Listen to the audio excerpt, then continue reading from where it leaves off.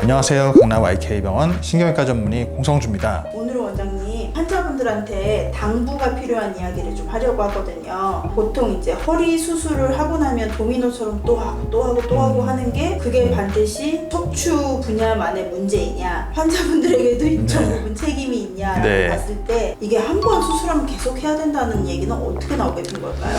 불행히도 척추가 이제 한 마디로 구성되어 있지 않다는 게 가장 큰 문제입니다. 여러 마디로 구성되어 있는 구조인데요. 유합술을 하게 되는 경우를 고려해 보면요. 그 한 마디에 대해서 이제 우리가 유합술을 하고 나면 그 마디에 있는 뭐 디스크라든지 주변 구조물들은 사실 거의 없어집니다. 제거를 다 한 상태이기 때문에 더 흔들리지 않고 유합만 잘 된다면 사실 그 수술한 마디엔 더 이상의 뭔가 생길 건 없어요. 근데 문제는 한 마디를 치료했는데 나머지 마디에 또 다른 문제가 생길 수 있다는 겁니다. 원인이 수술을 할 때 이미 수술하는 마디 이외의 다른 마디에도 퇴행성 변화가 와 있던 것들이 좀 더 진행이 돼서 생기는 경우도 있고요. 처음 수술할 때는 수술할 마디를 제외한 다른 마디는 큰 문제가 없었는데 유합술을 하고 났더니 인접해 있는 마디에 퇴행성 변화가 가속화가 되면서 긴장을 하게 되는 이런 경우들도 생길 수 있습니다. 그래서 가장 중요한 거는 첫 계획이 굉장히 중요하다. 이렇게 말씀드리고 싶어요. 그 수술을 하는데 있어서 이후에 벌어질 어떤 2차적인 변화 이런 부분들도 고려를 해야 되는데요. 특히 유합술의 경우에는 고정을 하고 나면 그 고정한 마디는 더 이상 움직임이 없기 때문에 인접해 있는 위, 아랫마디가 힘을 많이 받게 돼 있습니다. 그래서 우리가 처음 수술할 때 사진을 봤더니 협착은 뭐 4번, 5번 마디에 있는데 3, 4번 마디는 어중간하게 좋진 않고 뭐 2, 3번 이런 데가 괜찮은데 보통 수술을 할 때 엑스레이를 이제 전체 척추를 찍어봐요. 그래서 이제 앞뒤로도 찍어보고 옆으로도 찍어봐서 밸런스를 보게 되는데 이 밸런스가 안 맞는 분들이 있거든요. 크게 문제가 없는 분들이야 당연히 원래 안 좋았던 우리가 수술을 계획했던 그 마디만 하면 되겠지만 이제 좋지 않은 분들이 있단 말이죠. 엉덩이가 과도하게 뒤로 빠져 있다든지 아니면 너무 앞으로 배가 많이 나와 있는 자세처럼 이렇게 꺾여 있는 자세라든지 이런 경우에 원래 좋지 않다고 하는 그 마디만 이제 치료를 했을 경우에 당장은 괜찮습니다. 수술한 직후는 좋아져요. 왜냐하면 그 신경 압박이 있던 거 해결되니까요. 근데 이제 시간이 지나면서 이 밸런스가 서서히 무너지기 시작합니다. 그러면 종이를 줄을 맞춰서 쌓을 때는 많이 쌓을 수 있지만 삐뚤삐뚤하게 쌓으면 어떻게 돼요? 처음에는 괜찮지만 점점 높아지다가 어느 순간 와르르 무너지잖아요. 도미노처럼 무너지게 돼 있는데 이러한 불상사가 일어날 수 있다는 거죠.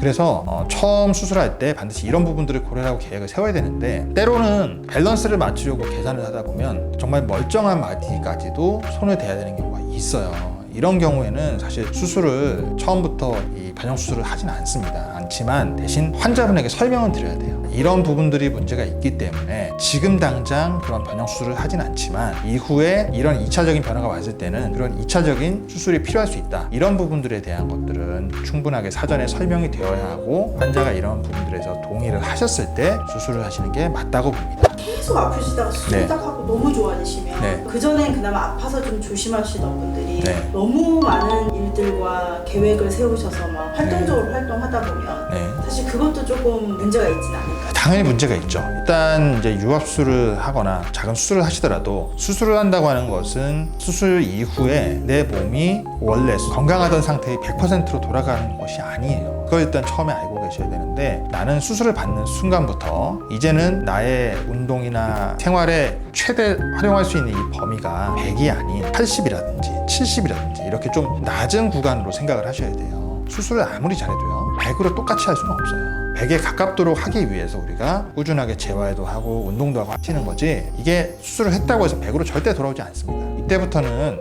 2차, 3차로 다시 뭔가 불편해질 수 있다는 점을 반드시 유의를 하시고 일상생활을 하시는 데도 있어서도 내 몸을 사용하는 게 70이나 80 사용을 한다라는 마음가짐을 가지고 생활을 하셔야 돼요. 근데 대부분 보시면 이제 수술하시고 나서 평소에 뭐 운동 좋아하시는 분들은 어떤 특정 운동들 뭐 언제부터 할 수 있나 물어보시거든요. 골프 같은 경우는 진짜 급하면 3개월 만에 치긴 하겠지만 6개월 정도까지는 조심 안 치시는 게 좋겠습니다라고 했는데도 불구하고 수술하시고 나서 뭐 한 달 정도 됐더니 너무 좋아져가지고 이미 뭐 필드 나갔다 오시는 분들 있고 이러거든요. 당장은 괜찮습니다. 이게 하나둘씩 쌓이다 보면요 또 다시 나빠질 수 있는 겁니다. 이런 경우에 치료 직후에 좋아졌다가 몇 달 지났더니 뭐가 또 나빠졌어요. 똑같이 원점이에요. 뭐 이런 경우들이 생길 수 있고 수술 이후에 저희가 기본적으로 하는 보조기 착용이 있죠.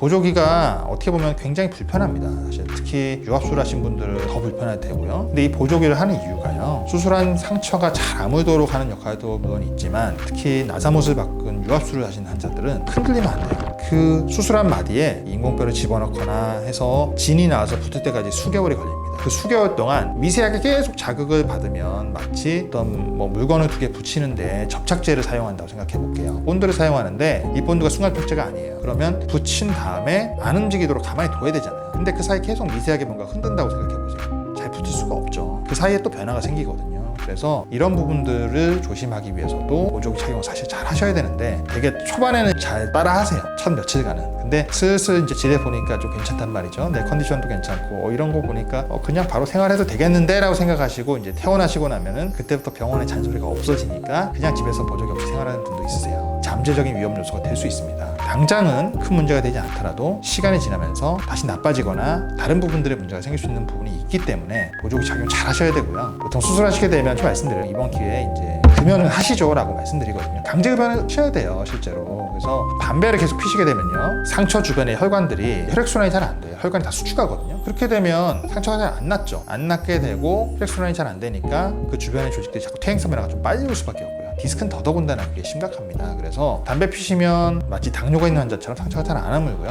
그리고 술 드시면 염증 반응이 제일 문제죠. 우리가 수술하고 나서 항생제 쓰는 이유가 뭡니까? 그 사이에 혹시 균 같은 거 생기지 말라고, 잘 아물라고 보통 약 쓰잖아요. 근데 술을 드시게 되면 당연히 몸속에 또 염증 반응이 일어납니다. 염증 반응이 통증을 일으키는 경우도 있고요. 통증을 일으키는 것도 문제겠지만 특히 척추 수술에 있어서는 신경이 주변에 있잖아요. 이 신경은 염증이 굉장히 취약하거든요. 그래서 오히려 수술하기 전에 어떤 나의 불편감보다 이 염증으로 인해서 발생하는 나의 어떤 컨디션의 상태는 훨씬 더 심각할 수 있습니다. 금연, 금주 별거 아닌 것 같겠지만 굉장히 중요하다는 점을 잊지 않으셔야겠습니다. 그러면 마지막으로 수술을 딱 한 번 경험하신 분들에게 수술을 하는 불상사를 막기 위해서 이것만은 꼭 지키세요라고 한마디로 당부해 주시고 싶은 말씀 있으시나요? 이제 앞으로 이제 환자분들이 하셔야 될 부분들은 내 몸의 컨디션을 최대한 유지할 수 있도록 하는 거죠. 그런 경우에 중요한 것은 수술 전보다 수술 후에 보다 섬세하게 그리고 적극적으로 관리를 해주셔야 되는데, 운동이라든지 이 스트레칭 같은 것들 있잖아요. 이제는 근력을 어느 정도 계속